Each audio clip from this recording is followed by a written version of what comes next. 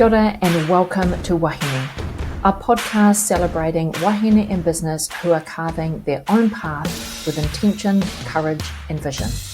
This is Wahine Legacy Leadership.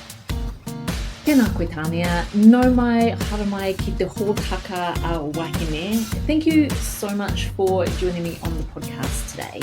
Such a pleasure to have you here, and I have been thinking about this moment for a wee while.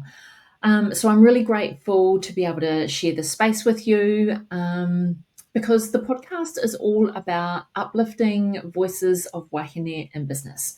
Wahine who are not only building businesses, but reshaping narratives, reclaiming space, and leading with heart and purpose. And I really feel like that really embraces everything that you do in your business. So with that, I'd like to hand over to you to introduce yourself and tell us a little bit about what you do in your business.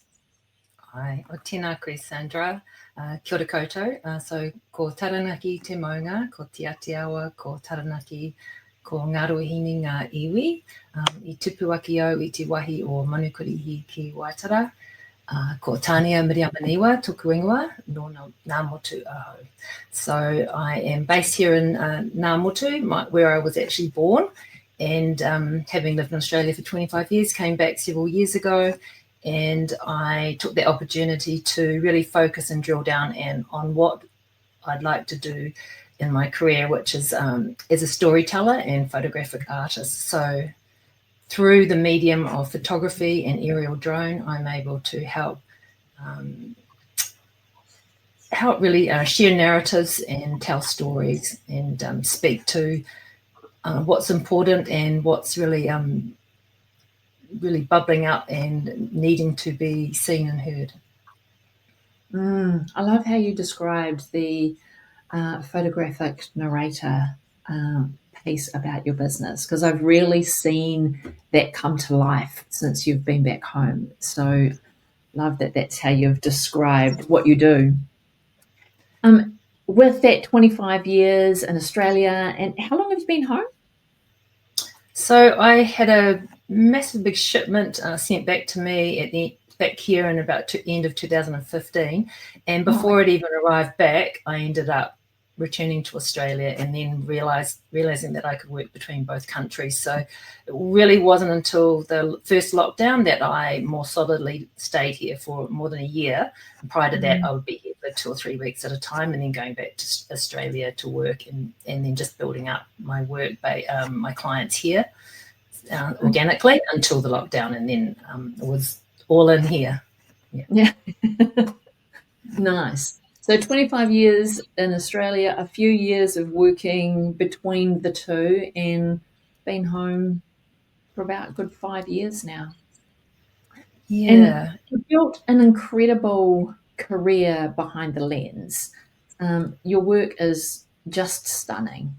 So for those that might not know your story, can you share a bit about what your business looks like today and compared to where it started in the earlier days? Yes. Well, the opportunity to be more permanently here in Taranaki was also an opportunity to really tune into from my heart, what it is that I most connect to and what lights me up and what work I'd like to do. And I had, over my career, had developed a series of images titled Tribal, so telling portraits of primarily wahine Māori, and then also in Australia of Indigenous people. And when I came back to New Zealand, a really big project landed that your mother was one of the subjects of Pukowai, the Mukokowai series of trailblazing wahine Māori in Taranaki that were being celebrated through Tūtama Wahine o Taranaki. And that really set a really clear path and opportunity for me to really be focused with working within Te Ao Māori and really helping tell the stories of our Māori wahine in particular. And that also, through the learnings and all of the conversations I had with each wahine and doing research about where each person might like to be photographed, where their place of significance is and where they most connect to. It helped me understand more about the intrinsic connection of wahine Māori to the whenua, and our connection with Papa Tuanuku, and our, I guess it's that, that intrinsic connection. And then lots of stories evolved from all the learnings that I think things that became more obvious and clear to me around the healing benefits of the land and places that we go to connect to our tūranga waiwai.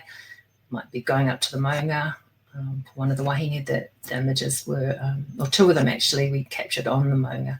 So being able to focus in telling our stories, our Māori stories, I think that snowballed, and then from that I became more visible, and I was asked to, when organisations want to represent us as Māori better, then they would come to me for special projects. So it wouldn't be necessarily everyday projects. It might be that they give me a really big brief. I might have 2 or 3 months to do it, and I will have open sort of an open opportunity to see where that takes me and how I can represent us better, and also that I have opportunity to be in spaces that others perhaps wouldn't, because they're also my own spaces, for our own tribal spaces on marae, different marae around Taranaki, and everyday living for us as so we can see ourselves better. So that has really evolved, is where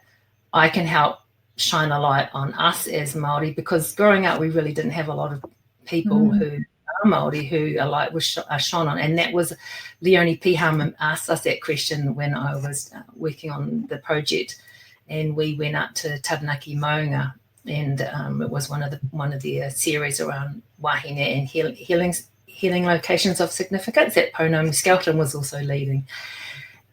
And I thought, oh my gosh, yes, that is really true, that on TV there weren't a lot of role models. And so I think that has even more value to me and those around me in the spaces that I work in, that we get to be more visible, and that is a legacy that gets passed down. That when the Moko Kauai series was opened at the museum in 2019 in Pukeariki, there were lots of tears from a lot of the people, and so much pride in the daughters or the grandchildren of those I photographed. So it's an evolving, always moving kind of I guess space to be in. That project in particular, it was a moment in time, and you photographed a number of wahine. How do you see that evolving over time? Because now you're going to get the daughters of those wahine and the daughters of those daughters, in your lifetime potentially. Do you see that evolving in that way, or was it just a moment in time for that project? I think it's very multifaceted, because there was one part of it is to actually observe in it was around 2015, the end of 2015, that I first bumped into Leonie. My dad and I had taken the family dog down to the Waitara Awa, and it was all happening. Everyone was fishing, and we bumped into Leonie, and she had actually said that her and Ngārupi Cameron want to look at this project, and it took till around 2019 for it to happen. And in the time that it actually, the imagery was displayed into our current day, it is so much more normal to see our wahine Māori carrying moko kauai. So there's those observations around how normal it is, and how Taranaki are very, with the people like your mum have helped us feel safe, that if we want to carry the moko kauai, that we can do that and normalise it. And obviously Rangi Kapa was very instrumental in that as well. In answer to your question around the different generations, I think it's a long-term kind of organic thing happens where I build trust with a particular person, and then their family build trust with me, and then when other things come up where they might like me to be a part of it, there's a trust that is already started. So other projects could come from that that initial connection that I've made, and with all of the wahine, or most of the wahine, we all have whakapapa connections as uri of Taranaki Maunga. So that's a start. And also my dad, people, I guess the way has been paved for me through my parents. Like my mum and dad both being educators, so there's lots of interweaving, and Maybe that's the conversation we need to have with Leonie and Ngaropi around going back to this project 10, 15 years, 20 years down the track, and then looking at the descendants of those original wahine that had the photos taken in that initial project, and doing round 2 of documenting how far that's come, or how much it is now being normalized, as opposed to, when my mum had, it was very much reclamation and trailblazing the way of reintroducing traditional ways into the world. So, I was like, let's put that on the project list. It's really interesting, actually, because when I have asked other cousins if they would like to, and there's a number of us who would like to, what I'd like to wait till one particular cousin is actually ready, and she lives in the Waikato, and she said, because it's actually not as safe to be wearing for her in the spaces that she's in. And it made me realise how fortunate we are in Taranaki that we have had these experiences that we have, and the people that I have got to capture and connect with, that they have made it safe for us. Yes, agreed. It very much is about how you move in the world and the circles that you move within as to your safety, and having enough of those around. I definitely, look back at my mum's time, and she had surrounded herself with wahine who, they moved together, so safety in numbers. And that was very much the way she moved at that time. What did your business look like in the very beginning? Like, what made this route, become your career? Well, so my dad always loved hobbies, and one of them was photography. And we were really fortunate as children. We actually had several years in the Rangatike, in a rural community, or Tairi, as a farming community. And so Dad would take a lot of photographs of us. It could be that we were eeling and showing the 3 eels that we caught. It could be all our pet day with me with my lamb and all that sort of thing. So I always had photography around me. And it was in the days everyone had black and white dark rooms, and they could make one in their laundry. So I was fortunate from the age of 3 that I was able to help Dad process the images, lay them out on a sheet in the lounge by the fire, and then I was able to squeegee the photos. So I always had that around me, and I also had the use of his camera gear. And when we moved to Waitara when I was 10. I think everything was around sports and surfing. And so I took up that passion of photography, and I was always photographing my friends surfing and playing rugby league and that sort of thing. And I was often over at Waimarae, so that's a lot of where my creative inspiration came from. But it really started from the passion for photographing my friends, and that led on to working at the Daily News. I was doing work experience at the Daily News for quite a number of years, actually, while I was at high school. And then when I decided to go away to Waikato to study media studies, so majoring in photography. So during that time, I'd always get asked to do things, like whether it was a 21st or a family portrait, even a wedding. And so that's where my small beginnings were, from working with the people that I grew up with. And then I got my first job with John Crawford here in New Plymouth. So he was my first employer after I'd done my studying.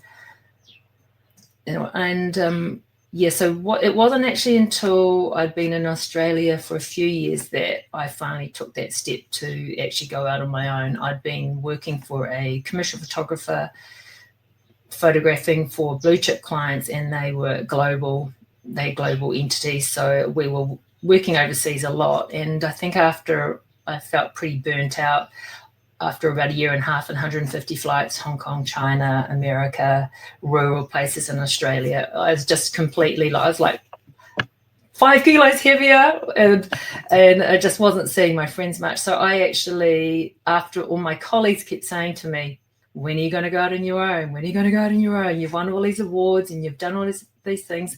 It's time for you to take that next step. So what I did was I got a job at the Avon head office in Brookvale, and I then built my business up from there until I was no longer needing to work at their head office, and I was actually able to go out on my own full time. So I've been full time since around late 90s.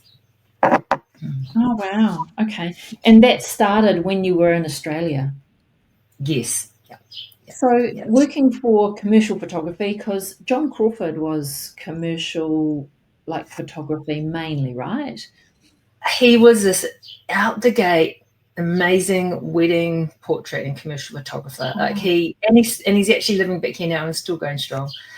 So I was exposed to, through seeing all his images, his artwork, being able to help edit his work, I was able to see what the benchmark was, and that was at the very top.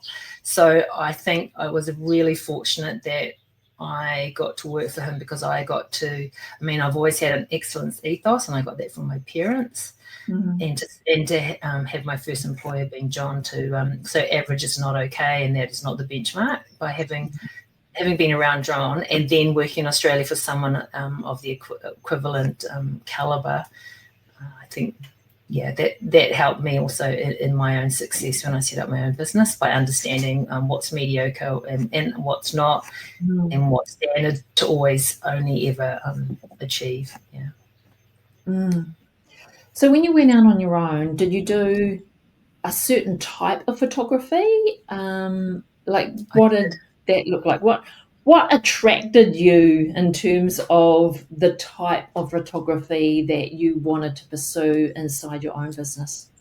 Yeah, so I'm actually known in Sydney as a portrait photographer, so family portrait photographer.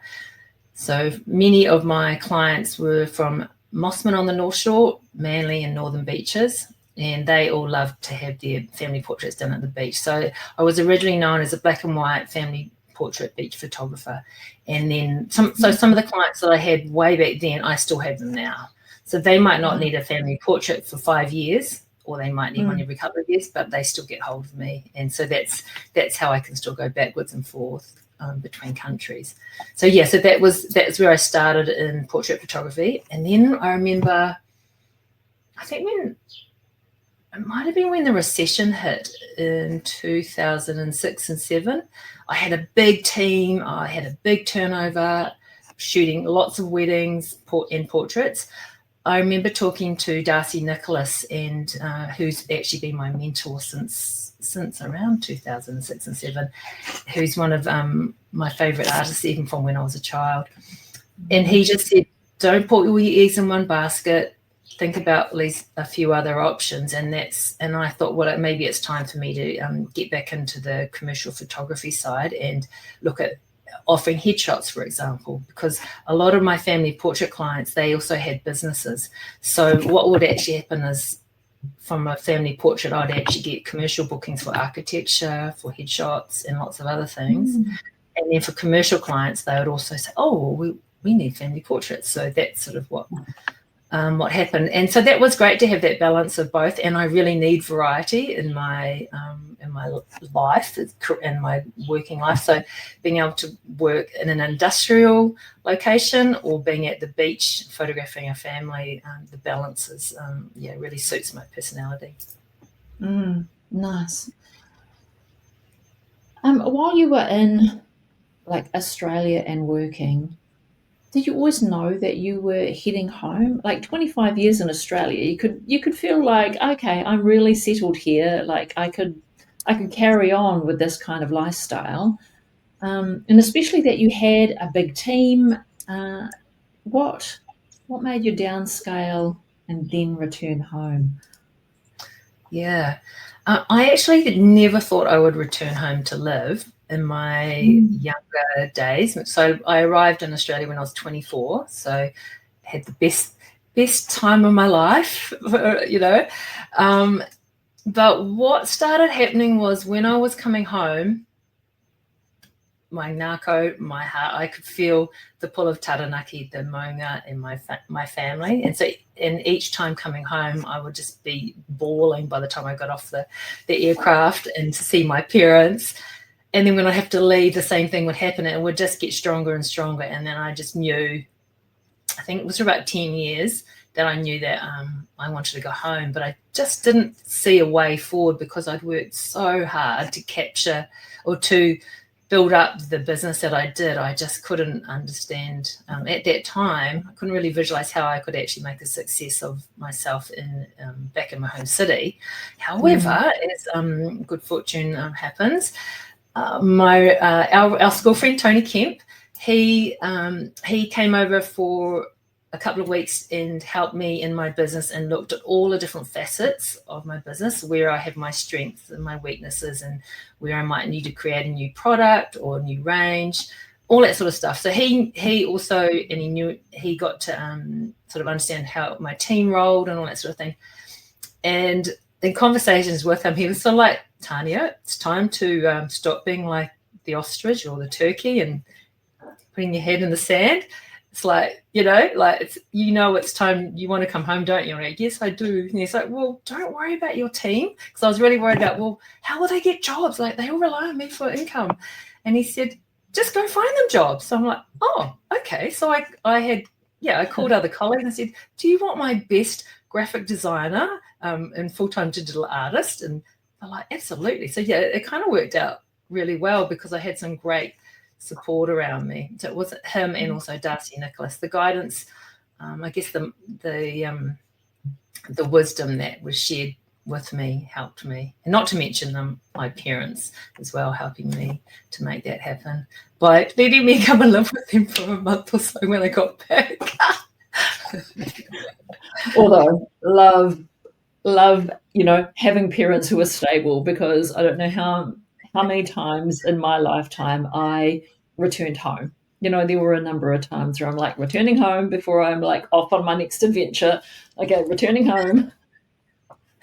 Yes. So it's nice to like have that bed when you need it. Totally.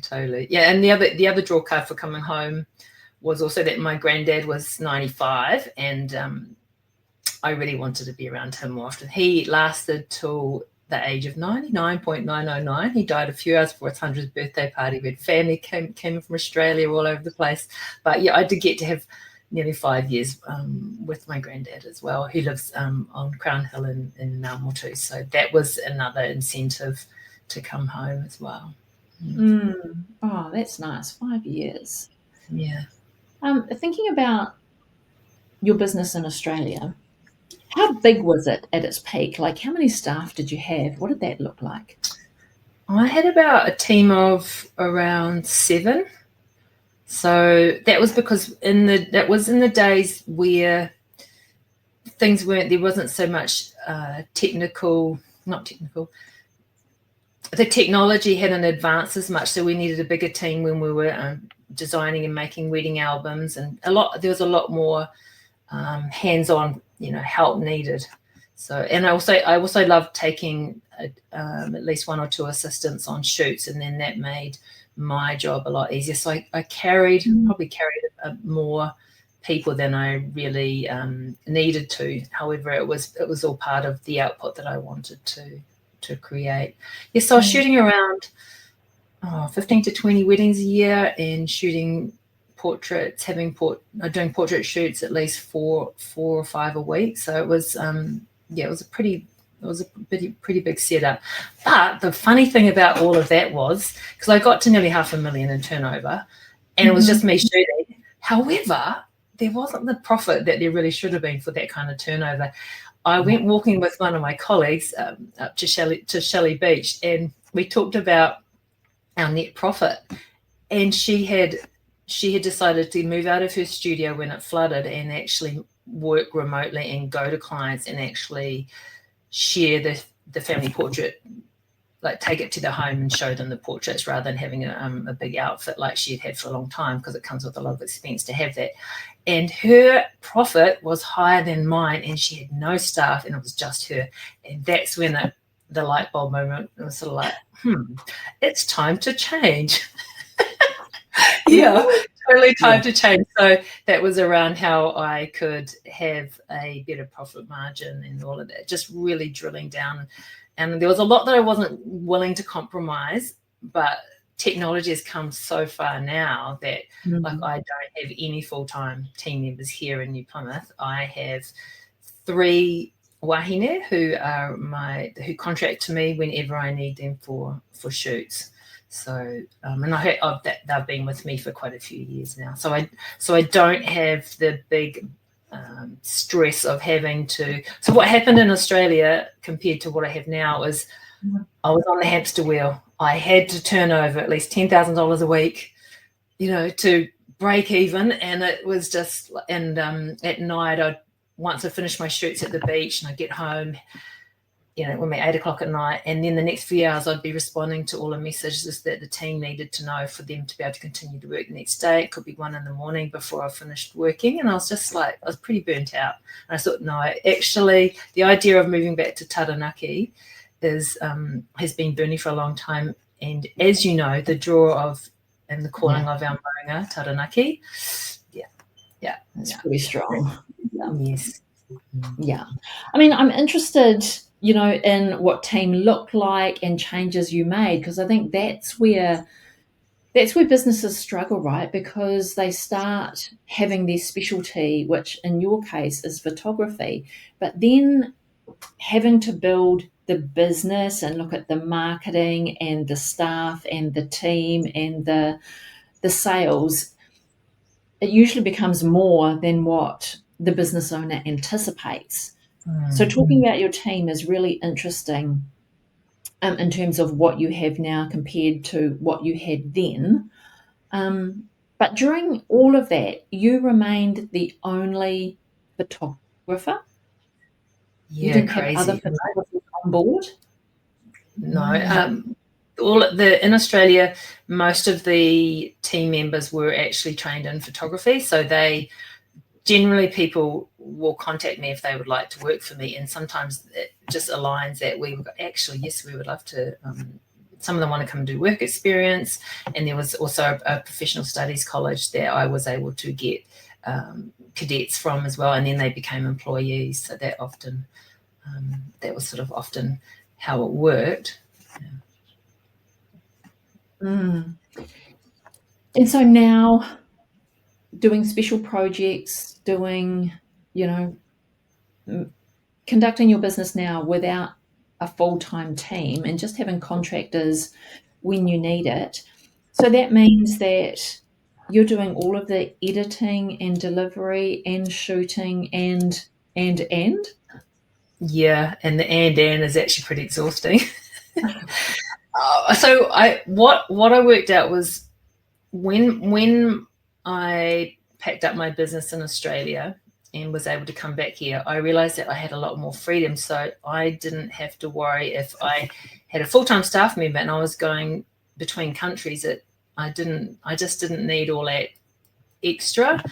And it just worked out a lot better to actually not have all the costs. And so then I didn't even have to do all of the digital retouching because I had a full-time digital retoucher who worked for me, who was also trained as a photographer. Yeah. And she'd worked for me for several years, and she was an incredible person to have on board. But I actually had to learn how to be a lot better at all of the digital retouching and editing and that sort of thing. I have always been looking for someone else to help me, and I have found someone to do some tasks. And now we have the option of AI to help with in some of the Photoshop programs that we use. You can actually apply a lot more there's a lot more options that you can use to help produce your images. I still like to make sure I'm happy with everything, but I think every few weeks technology improves, so there's so much more that can be done. But I do find it pretty exhausting actually doing too much. So that's why, there's always room for drilling down again on and focusing and resetting about what I do and don't want to do. So how, operating in Australia, quite a different culture over there. How has your upbringing and your culture, how did that influence how you operated business in Australia versus coming home? Because coming home, I heard, that moving into working with your people has been the majority of your work coming home. How did culture influence how you built your business in Australia? I think some of the values that I learned from my parents, it's like when you're a teacher, you meet so many different people, and they have unusual situations that they're dealt with. So learning to communicate and enjoying other people's company, listening, being able to understand human behavior. I actually think what I learned from my parents is actually how to communicate and get on with people, and that whole thing of manaakitanga, like my dad, growing up in the way that he did in Te Ao Māori, with his extended family. A lot of his cousins and siblings, they were raised by aunties and uncles, and he was raised by an auntie and uncle when his mum died. So I think it's around the cultural values that worked really well for my clients in Australia. And they also my clients in Australia actually loved my point of just difference as an artist, and they really loved my tribal series of portraits that were always available to be seen on my website. So that gave me a point of difference that they really resonated with. I think they appreciated, they wanted, so for a wedding, they wanted to book me because they saw me as an artist who could do their wedding photography. So those values of my connection, so that's very much around wairua and capturing the essence of people, and I think that's very much at the fore in our Māori culture and heritage, is understanding each person's essence. And then capturing that in the lens is not easy to do, right? Yes, well, that was actually one of the exercises for, I think, updating my website and creating a new website and looking at, well, what is my USP and what's different about me? And sometimes it's kind of not so obvious. So I was part of a BNI business network, and most of the people there had their family portraits or headshots done with me, and they were able to tell me what was special and what was different. And they said, "You've got so much energy, you smile all the time, and it's really hard not to smile back at you. And you give us guidance about what to do with our hands and our angles." And I love that, we have helpers to make sure that the clothes are sitting right. There were all those little things, but actually it was a smile. They said that was the resounding thing, was the smile that I gave to them, which they would repeat back to me. And one of my really favorite clients, who I'm really good friends with, they said, "She's completely mad. It's like she's eaten lollies and she's just got so much energy, but we love her," and blah, blah, blah. And I said, "Am I mad?" And I'm like, "Yeah, you're completely mad, but yeah, that's you. We love you."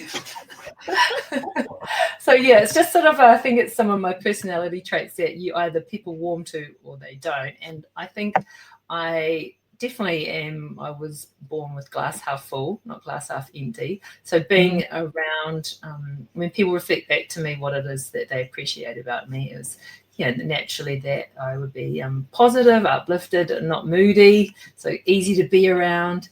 And people just trust. So building up trust, that's been a really big one with my clients, that they trust me and they always want to come back to me.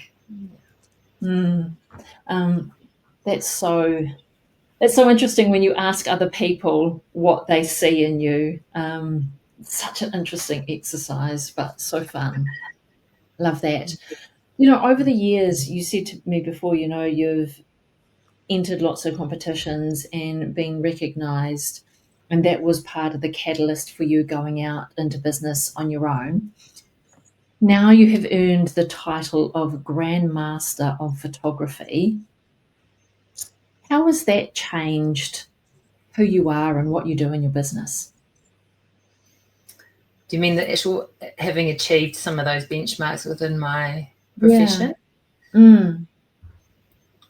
One actually interesting observation was when I was working with my graphic designer when I was rebranding, when COVID happened, and I realized that, I will be here permanently now. I'm not going back and forth between Sydney and Australia when the borders were closed.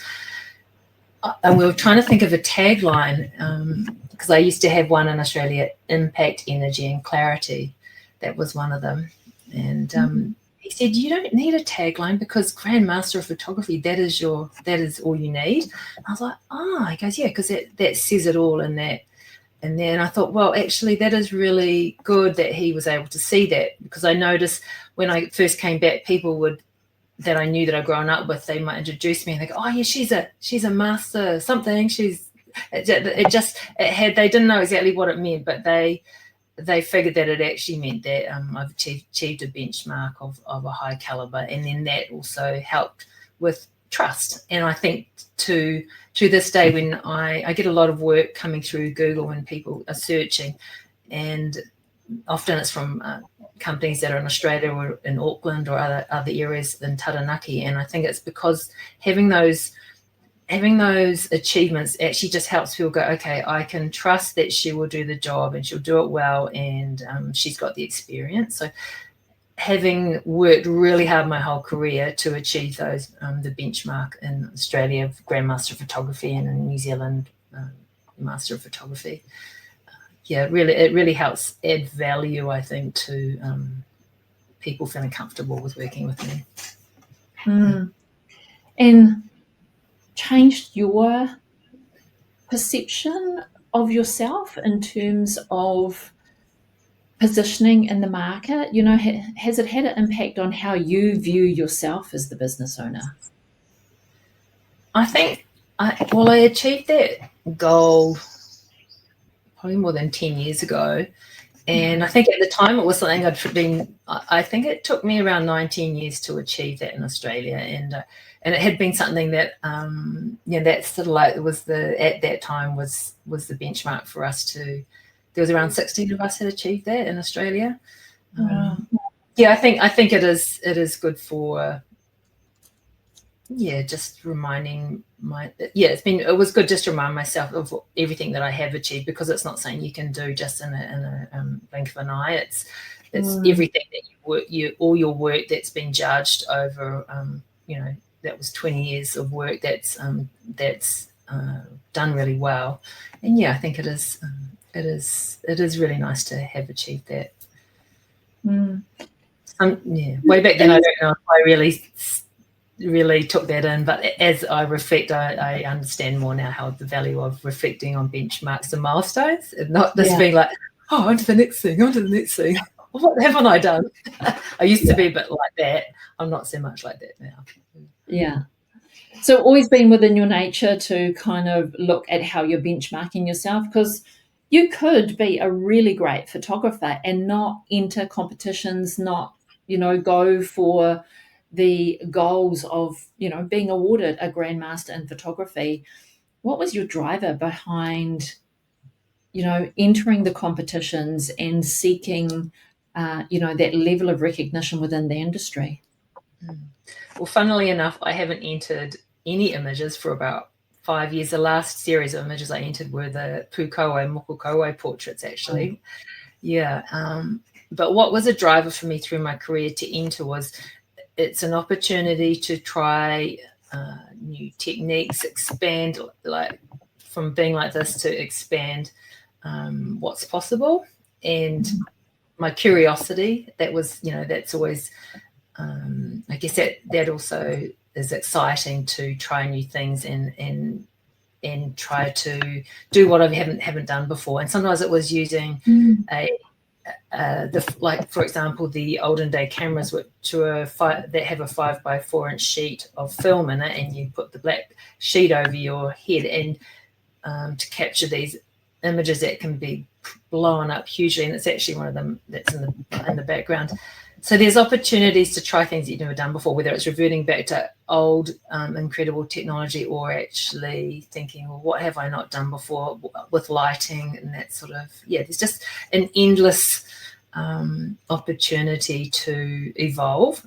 And sometimes, and I think it's actually some fear has stopped me from entering photography awards for the last few years. And however, I have committed to I'm going to next year. A lot of the work that I actually would like to enter, it has,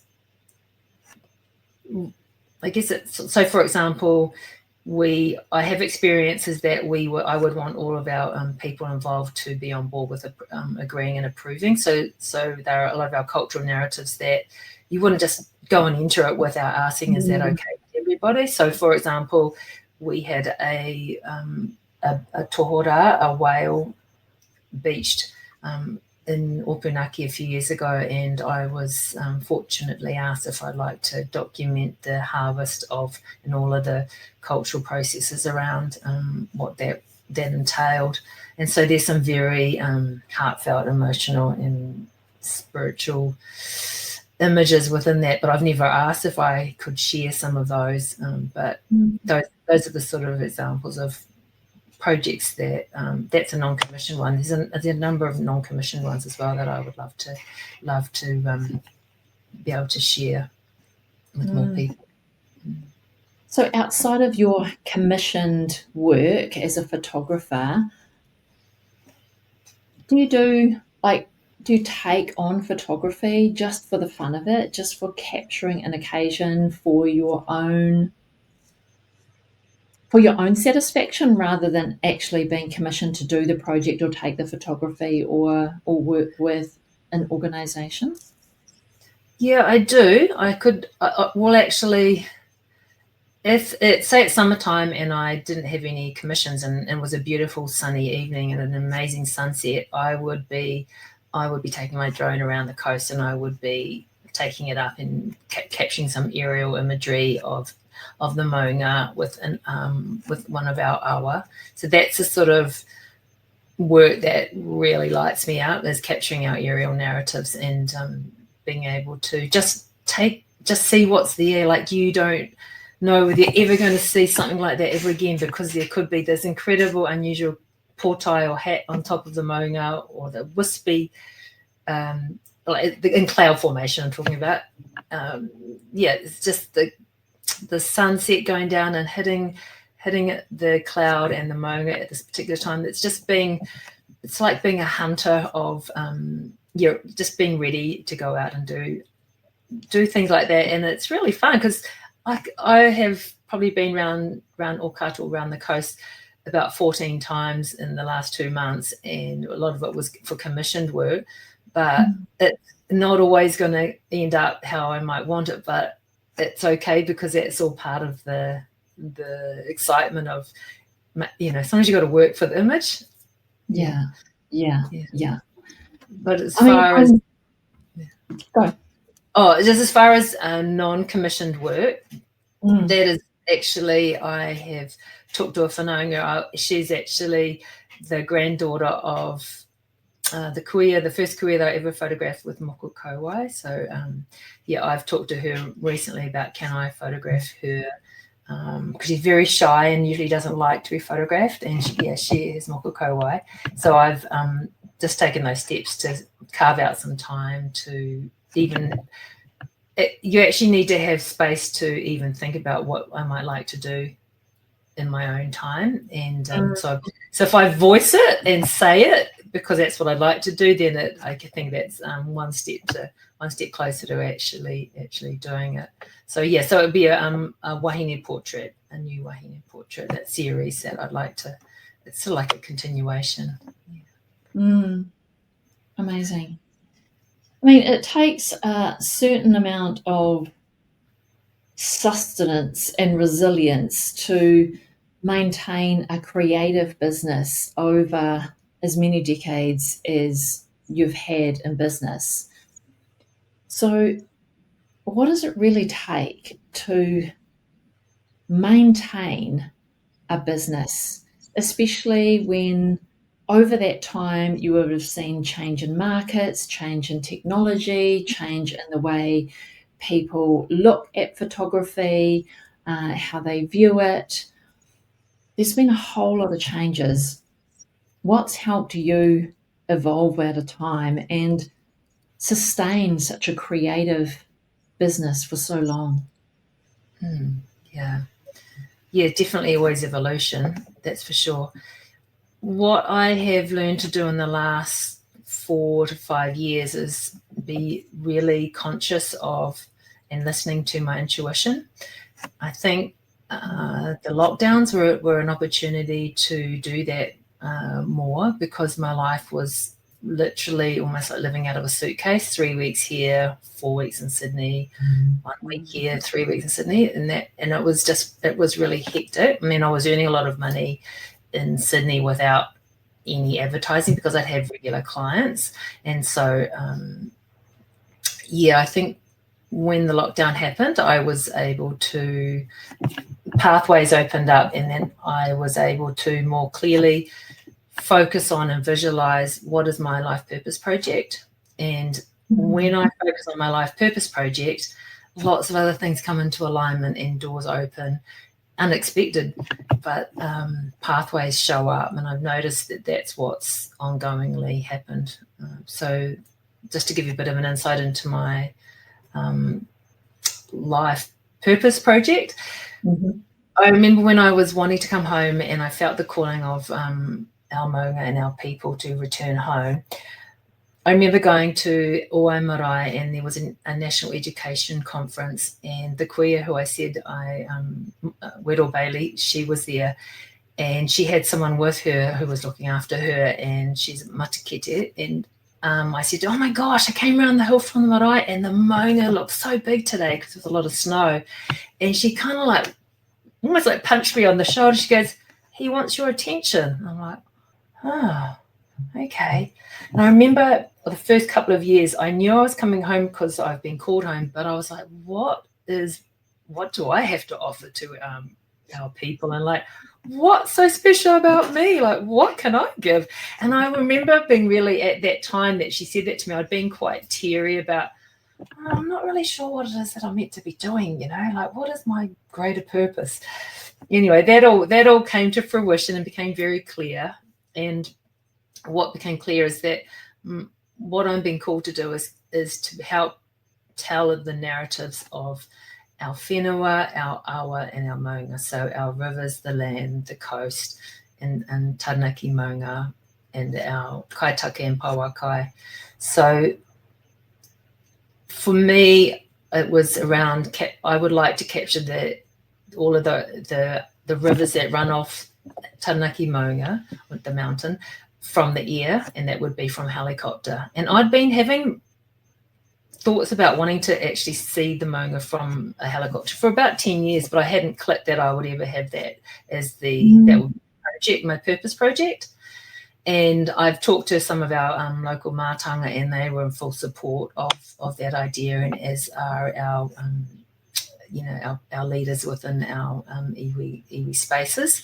So when I focus on that and I go into I really take time and visualize.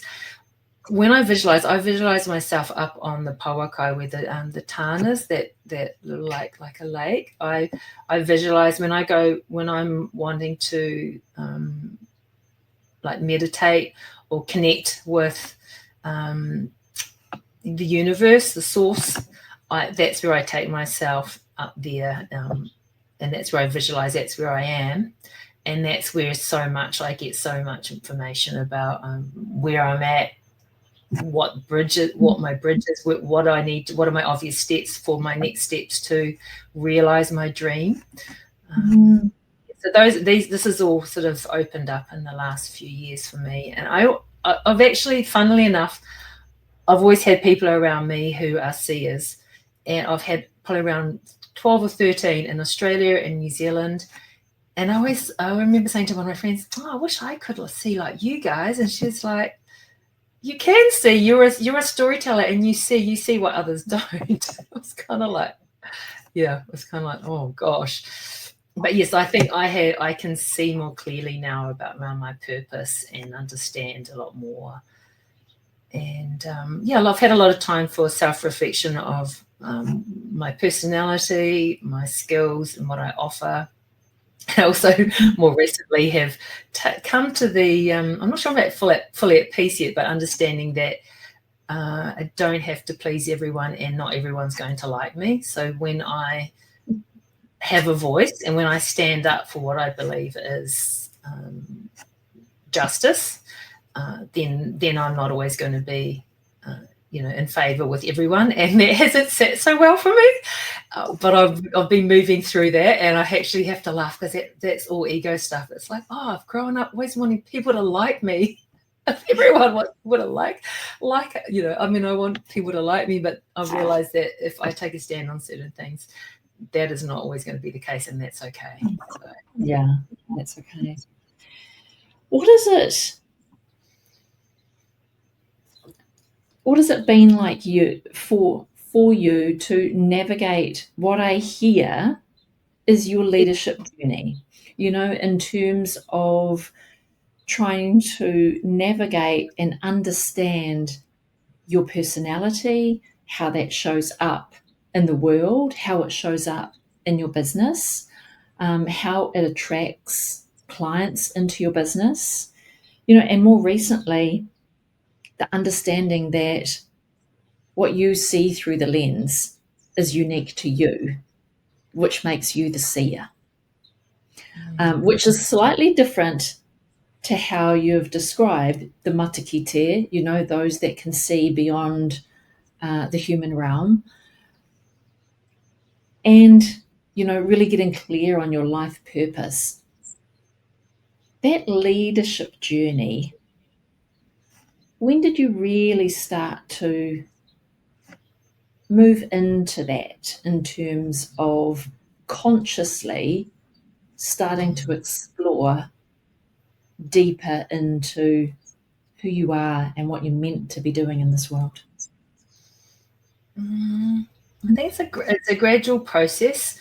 I do remember maybe it was around 2014 or something like that, when I mentioned that Tony Kemp had come over on the very last day. He drew this circle with all these dots in it, and he drew a stick figure of me on a cliff, and he said, "Do you know who this is?" Yes, it's me. And he said, "Okay, I'm pushing you off so you can fly on your own now.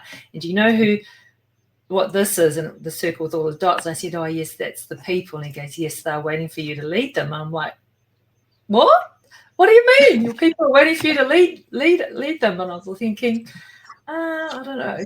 So that it's, I think there's just opportunities arise where I might get asked to speak, or my leadership shows up in my imagery. So I guess I'm like a voice for our people, and I'm a voice for these stories that need to come out and be told. One example would be the very first time I did my very first drone image on New Year's Day a few years ago. I took it to where everyone goes surfing, and it was the Waiwara Nui awa comes out. That's the awa for our hapu for Ngāti Moehu. When I took the image, and it was the most incredible view I've ever seen, and there was glow around the maunga, and it just blew my mind. And when I posted a few months later the image, someone said, "Oh, that is," they named the actual pā site, and I was like, "Oh, we only know it as Stent Road. I didn't know it was Tuiraho." And then that was like a light bulb. It's like, oh, it is my job to help share the narratives and our names of our pā sites, and how it's like re-indigenizing the whenua, the mana of the whenua, and the energy. So I think my leadership shows up in the way of the storytelling. So not necessarily me being in front of people and speaking to people. It's more around what I can provide to help with stories. Yeah. What do you do to foster and deepen, that understanding of how you lead and fulfilling your life purpose and moving in the world? What do you do to help foster that and continue to grow that? Yeah, I'm part of what's called the Shine School. So there's about 12 of us from all around the world, and the facilitator is my friend Julian Knoll. He has helped me understand a lot more about intuition and being heart-led in business and in life. And so we meet every Friday morning. We've done that for about 4 years. And I also we have Shine Buddies. So we practice whatever projects we're working on. We look at whatever it is that's showing up for us or any challenges we have. So on a Monday night, I also meet with 2 ladies, one's in Auckland and one's in Sydney. We meet on Zoom, and we reflect on what our learnings have been, any challenges, and just seeing like what's actually getting in the way of whatever it is. So that's how I have my reset, and I think it's like tapping into wisdom and reminding. It's like remembering what's always been there pre-birth, and understanding that I can tap into my own intuition, and I can also be supported by my ancestors, my tupuna, that they are there and they're always there, and they are able to help guide and support me. And same with Taranaki Maunga. So when I'm a bit all over the place and I'm feeling, I guess, not regulated well, and I'm feeling overwhelmed, then I have this intention, and I have on my destiny. My intention is living in the highest frequencies of Taranaki Maunga. And through this Shine School practice and learning, I have learned that we can have a high frequency, or if we're talking about things that are negative and talking about other people, that's a low frequency, and that actually is not good for our physicality, and it's not good for our well-being and that sort of in many ways. So it's actually resetting and realizing that, choosing where I want my frequency to be. Yeah. So being conscious, because it's very easy to be really busy and being so stressed out, and I go, I haven't taken time and reset today, and I'm just I can tap into that calm and peace. Yeah, and I think you're right. It is easy to be busy in business and forget the reset time and the grounding time, and to take time for you as the business owner to really understand your drivers, and have enough consciousness around that to then radiate that in everything that you do. Yeah. I'm interested to know, how has your understanding of leadership, and I know for me, my understanding of leadership many, many years ago was very rudimental.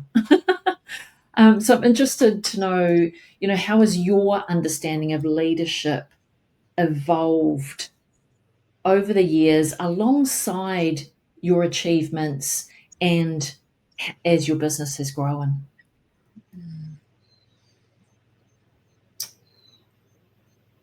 Well, that is multifaceted. I am very interested and love to be a part of our hapu and iwi spaces, and there's lots of opportunities for learning. So I am always, or I might be engaged to photograph, events that are within the spaces, and we have such incredible leaders, both male and female, in these spaces, and I've learned a lot from listening to them. And I think it's just also acknowledging that by what I do and how I show up, that is a form of leadership in itself. For example, the people the wahine that work with me, they often will say to me that, oh, you've really influenced this. I don't wear black. I wear certain colors because I now understand that colors can radiate. you know, a meaning for other people. There's lots of things, actually. I think it's just how I show up for others, but I don't tend to look at that so much. And I think when I do, it's when I'm asked to be a panel speaker, and then I'm reflecting on what it looks like and how I show up, and what narratives I talk about.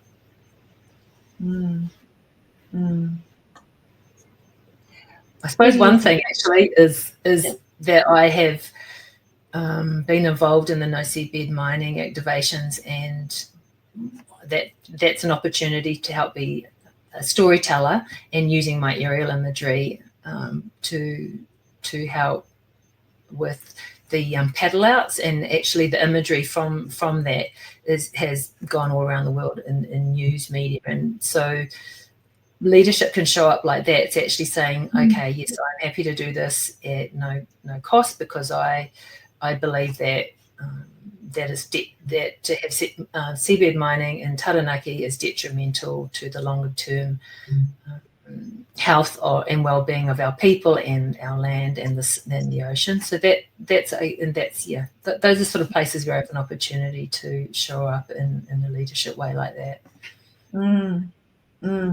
Love how you're thinking about that, and it's not just about you as a person. It's much wider than that. Yes. So I love that, the way that you just talked about that. So thinking about your body of work that you've created and the lives that you've impacted, over the years, what does legacy mean for you, both as an artist and as a businesswoman?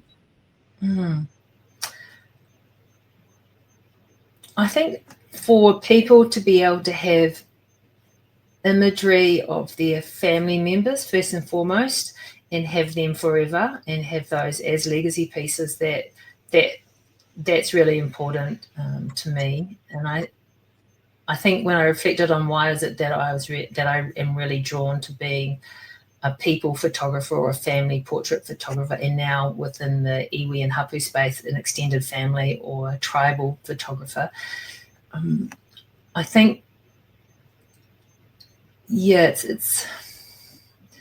those values around what it means to be part of a family, and having being able to show love amongst family members and of their loved ones. It's leaving, like I actually have a number of people that the portraits I've taken of them, they've asked the families when those people have died that they could be on their graves as their portrait. So the legacy is, it's kind of like having images that people are really proud of, and also so the person who captured is really proud of, and for their family also to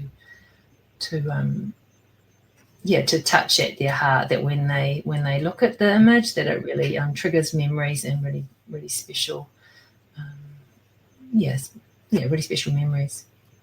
I love that, because the photos that you took of our mum are something that we will treasure for always and ever, because she wasn't the person who was ever in front of the camera. Like, we have very few photos of her during her lifetime, or during my lifetime anyway. So those images that you've captured of her, in her last years of her life, we're ever so grateful for those images, and for having Tū Tamawahine instigate that project as a whole. The images that we have, we would never have had otherwise, that really resonates with me in terms of if that's how you've touched our family, and if that's how you're touching many others, that's an amazing legacy, to leave behind. So I really appreciate you and your work for that legacy that you've left us as a family anyway. Yeah, thank you. I think it's a real privilege to have someone let their guard down, and actually that we connect, our wairua connects with each other. Your mum she did that for me. She knew that even though she wasn't very well and it was really cold for her, she knew what it meant to be captured and how much that meant for everybody, for her to be captured. So again, that's letting her be completely her, and not everybody will do that if they don't feel safe. So it's actually, as I said, it really is a really special occasion to be able to feel that person and actually catch them in their, when they are vibrating as themselves, their true essence of themselves. Yeah. And there are some of those photos we look at and we're like, no, that's not really you. That's you putting on your face.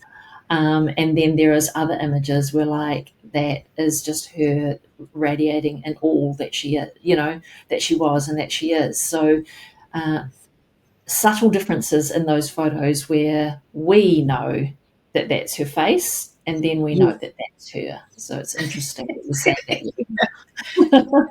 Yeah, to be able to discern between the two of them, ever so subtle, but we definitely go through them and go, nope, because that's all her being what she thinks she needs to be on camera, and this is where the magic has really been captured. Yeah. Yes, thank you. Yeah, so it's that thing of I didn't understand it, but I realized that it's all about understanding human behavior that you build up over a lifetime, and that was something that I didn't think anything of, but that's actually part of a skill as a creative, is actually what can you say to someone, how can you behave that they actually will actually be okay and happy with you, to be able to feel safe. Because if you are in front of the camera, and when I'm being photographed, if I don't feel safe or I don't feel confident, there's always going to be that's going to show in my eyes if I'm not comfortable with the person I'm being photographed by. So that is a really big part of it, is connection, and that's the essence of our culture, isn't it? Is connection and manaakitanga, looking after somebody, and those are all values that I learned growing up through my family and at Waimarae with the people. Nice. I love that. I have really enjoyed our kōrero today, so I really appreciate you being here and just opening up and sharing your journey, which has looked different in different stages of your life, but really acknowledge you, your work, the legacy that you're here to do, and that you have such clarity around your life's purpose and your work that you're here to do in the world, while we have a human presence. But I have one final question for you. So this question has been left by a previous guest, and when we've finished recording today, I'm going to get you to give me your question for the next guest. But the question for you today is, what's the part of your business journey or your business story that people don't often ask you about, but you wish they did?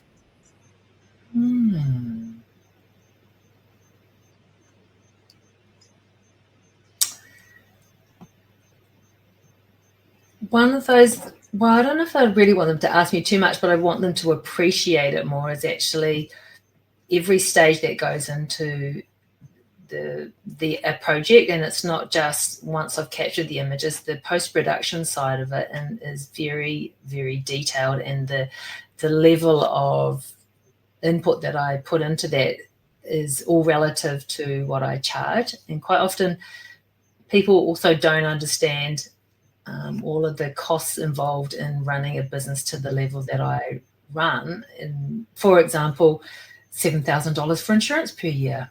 That's just one thing, like that sort of thing. So it's probably for people just to have a bit more understanding about what it takes to have an operation of a level that in 10 years' time you ask me, can I have that portrait of Mum because we've lost the file? And I go, yes. Actually, we've got them back for the last 25 years. So I've got incredible archives. I've got them in Australia and New Zealand at my office here backed up. I pay a lot of money to Google for storage. So it's actually just understanding, well, what is it to have a level of excellence in offering, and that is all relative to what my fees are and what I charge in my value. So some people don't understand they just think, oh, you've got a camera, you can take photos, it won't cost you anything because you've already got the camera, but it's actually a lot more than that. So so it's more of an understanding about what's involved to be at the caliber that I aspire to always be at, operating at. Yeah. And which is why they come to you, for the caliber of what they get in terms of imagery from you. I appreciate that. I think that is so true for, every business has some level of challenge articulating their prices, their value. And I think that's something that potentially we need to talk about a bit more. So maybe we have a second episode where we actually just dive into value, how to articulate your value, how to price the value, so it is understood by the client. Because there is a lot of, for those that don't own a business, a lot of misunderstood in the value. There's a saying that I really appreciate in that, yes, it might take me 5 minutes to deliver this to you today, but it is taking me 20 years to achieve this in 5 minutes. And that is the value that I bring to the job, so it's not about time, it is about the value that we add to what we're providing in our business. So I love that. Yes, yeah, that's right. Because people don't see that. I've had 30 years of professional development. I've often had coaches and all these experts in the areas that I want to be, really successful in, and that all comes at a cost. So it's all part of it, isn't it? Yeah, absolutely. To offer a better service. Yeah. I really appreciate you being here with me today, having this conversation on the podcast, and being willing to share your story far and wide. So, ngā mihi ki a koe e te tuahine. Tēnō hariko taku ngā kau I rongo au ki tō pūrākau. So, ngā mihi ki a koe. Thank you for being here and for the incredible work that you do in the world. You are truly leaving a legacy. Kia ora, ngā mihi nui ki a koe, Sandra. I appreciate being able to kōrero with you. Thank you so much for listening to Wahine. If today's kōrero resonated with you, inspired you, or made you stop and think, I'd love for you to follow the show and share it with another wahine in business. You'll find all of the links and details from this episode in the show notes. So until next time, keep building your business your way, grounded in who you are and the legacy you're here to create. The podcast music is Te Kawa o Rongo by Nāneko Erawata. The episode is edited by LJS Creative Services, and the show notes and blog post are written by Velvet Writing.